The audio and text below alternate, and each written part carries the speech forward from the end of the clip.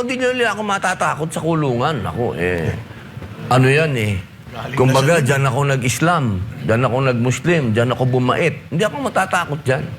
Ang nakakatakot dyan, yung gagawin ka ng kaso. Yun ang kasi kung ako, nung nakulong ako, inamin ko, talagang siraulo ko ng panahon na yun, dapat ako makulong. Pero pag ikukulong ako ng gawa-gawang kaso, medyo mahirap tanggapin yun. Yung pangungulungan, madali yan Pero yung ikinulong ka, nang alam mong hindi mo namang ginawa, ay pambihira yun. Pambihirang... Mukhang senator, yan ang umuugong na balita ngayon, mukhang mauubos kayo. Tila ang nadidinig po natin, isusunod si Senator Cayetano, tapos kayo. Kasi kayo yung mga nagsasalita na ngayon na may sense Hindi lang yung parang pagmamalaki nyo lang na 29 years kayong mambabatas, yung meron talagang laman. Ika nga. Handa naman po tayo dyan. Handa po tayo dyan. Alam nyo, pati kabuhayan namin, tinitira na nan. Pero paano yung boto? Kasi kung mababawasan kayo na mababawasan. Yun nga ang sinasabi ko Bakit itong impeachment court, hinahayaan nila magsalita yung mga prosecutor na gusto nila magbawas sila. Yan ang sila intention nila nagdidesisyon, Parang sila nagdidesisyon. Tapos gusto nila lumiit yung 2/3. Parang, bakit ganito? Anong to? Alam niyo, malaking constitutional crisis ito, Kasi konstitusyon yan, Hindi natin pwedeng baguhin ang konstitusyon ng sasabihin ng, halimbawa lang, kasi parang ang dating, hihingi sila ng interpretasyon sa Supreme Court. Malabo yun. Kasi kung amendahan natin yung saligang batas, magkaroon tayo ng constitutional assembly, baguhin natin. Hindi pwedeng i-interpret yun na sila mismo lang, sasabihin lang ng Supreme Court. Nabawasan natin yung 2/3. Halimbawa, naging 20 na lang kami. Ilan ba yon? Ilan 2/3 niyan? Sabihin mo na 16. 14 na lang? Ganon? Teka muna naman. Hindi nila ako matatakot sa kulungan. Ako, ano yan Kumbaga, dyan ako nag-Islam, dyan ako nag-Muslim, dyan ako bumait. Hindi ako matatakot dyan. Ang nakakatakot dyan, yung gagawin ka ng kaso. Yun ang Kasi kung ako, nung nakulong ako, inamin ko, talagang siraulo ko ng panahon na yun, dapat ako makulong.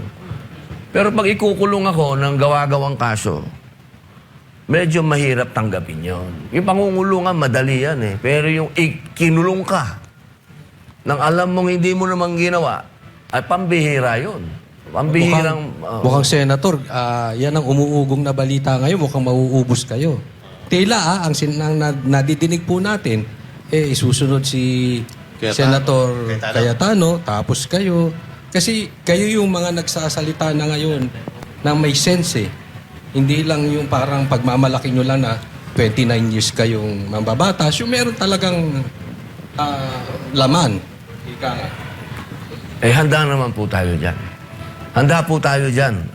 Alam nyo, pati kabuhayan namin, tinitira na nan. Pero paano yung boto? Kasi kung mababawasan kayo na mababawasan. Yun nga ang sinasabi ko Bakit itong impeachment court, hinahayaan nila magsalita yung mga prosecutor na gusto nila magbawas sila. Yan ang sila intention nila nagdidesisyon, Parang sila nagdidesisyon. Tapos gusto nila lumiit yung 2/3. Parang, bakit ganito? Anong to? Alam niyo, malaking constitutional crisis ito, Kasi konstitusyon yan Hindi natin pwedeng baguhin ang konstitusyon nang sasabihin ng, halimbawa lang, kasi parang ang dating, hihingi sila ng interpretasyon sa Supreme Court. Malabo yun. Kasi kung amendahan natin yung saligang batas, magkaroon tayo ng constitutional assembly, baguhin natin. Hindi pwedeng i-interpret yun na sila mismo lang, sasabihin lang ng Supreme Court. Nabawasan natin yung 2/3. Halimbawa, naging 20 na lang kami. Ilan ba yon? Ilan 2/3 niyan? Sabihin mo na 16. 14 na lang? Ganon? Teka muna naman. Hindi nila ako matatakot sa kulungan. Ako, ano yan Kumbaga, dyan ako nag-Islam, dyan ako nag-Muslim, dyan ako bumait. Hindi ako matatakot dyan. Ang nakakatakot dyan, yung gagawin ka ng kaso. Yun ang Kasi kung ako, nung nakulong ako, inamin ko, talagang siraulo ko ng panahon na yun, dapat ako makulong. Pero pag ikukulong ako ng gawa-gawang kaso, medyo mahirap tanggapin yon. Yung pangungulungan, madali yan eh. Pero yung kinulong ka, nang alam mong hindi mo namang ginawa, ay pambihira yun. Pambihirang... Mukhang senator, yan ang umuugong na balita ngayon, mukhang mauubos kayo. Tila ang nadidinig po natin, isusunod si Senator Cayetano, tapos kayo. Kasi kayo yung mga nagsasalita na ngayon na may sense eh. Hindi lang yung parang pagmamalaki nyo lang na 29 years kayong mambabatas. Yung meron talagang laman. Ika nga. handa naman po tayo dyan. Handa po tayo dyan. Alam nyo, pati kabuhayan namin, tinitira na yan. Pero paano yung boto? Kasi kung mababawasan kayo na mababawasan. Yun nga ang sinasabi ko eh. Bakit itong impeachment court, hinahayaan nila magsalita yung mga prosecutor na gusto nila magbawas sila. Yan ang Ba't sila intention nila eh. nagdidesisyon, ano? Parang sila nagdidesisyon. Tapos gusto nila lumiit yung 2/3. Parang, bakit ganito? Anong ano to? Alam niyo, malaking constitutional crisis ito, ha? Kasi konstitusyon yan eh. Hindi natin pwedeng baguhin ang konstitusyon ng sasabihin ng, halimbawa lang, ano? Kasi parang ang dating eh, hihingi sila ng interpretasyon sa Supreme Court. Malabo yun. Kasi kung amendahan natin yung saligang batas, magkaroon tayo ng constitutional assembly, baguhin natin. Hindi pwedeng i-interpret yun na sila mismo lang, sasabihin lang ng Supreme Court. Nabawasan natin yung 2/3. Halimbawa, naging 20 na lang kami. Ilan ba yon? Ilan 2/3 niyan? Sabihin mo na 16. 14 na lang, gano'n? Teka muna naman. Hindi nila ako matatakot sa kulungan. Ako, ano yan eh. Kumbaga, dyan ako nag-Islam, dyan ako nag-Muslim, dyan ako bumait. Hindi ako matatakot dyan. Ang nakakatakot dyan, yung gagawang ka ng kaso. Yun ang ano. Kasi kung ako, nung nakulong ako, inamin ko, talagang siraulo ako ng panahon na yun, dapat ako makulong. Pero pag ikukulong ako ng gawa-gawang kaso, medyo mahirap tanggapin yun. Yung pangungulungan, madali yan eh. Pero yung kinulong ka, nang alam mong hindi mo namang ginawa, ay pambihira yun.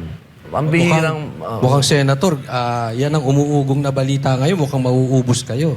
Tila ang nadidinig po natin, isusunod si Senator Cayetano, tapos kayo.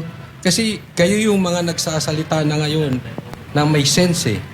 Hindi lang yung parang pagmamalaki nyo lang na 29 years kayong mambabatas. Yung meron talagang laman.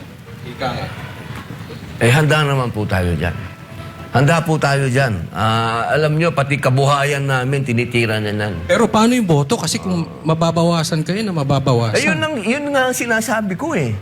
Bakit itong impeachment court, hinahayaan nila magsalita yung mga prosecutor na gusto nila magbawas sila. Yan ang Ba't sila intention nila eh. nagdidesisyon, ano? Parang sila nagdidesisyon. Tapos gusto nila lumiit yung 2/3. Parang, bakit ganito? Anong ano to? Alam niyo, malaking constitutional crisis ito, ha? Kasi konstitusyon yan eh. Hindi natin pwedeng baguhin ang konstitusyon ng sasabihin ng, halimbawa lang, ano? Kasi parang ang dating eh, hihingi sila ng interpretasyon sa Supreme Court. Malabo yun. Kasi kung amendahan natin yung saligang batas, magkaroon tayo ng constitutional assembly, baguhin natin. Hindi pwedeng i-interpret yun na sila mismo lang, sasabihin lang ng Supreme Court. Nabawasan natin yung 2/3. Halimbawa, naging 20 na lang kami. Ilan ba yon? Ilan 2/3 niyan? Sabihin mo na 16. 14 na lang, gano'n? Teka muna naman.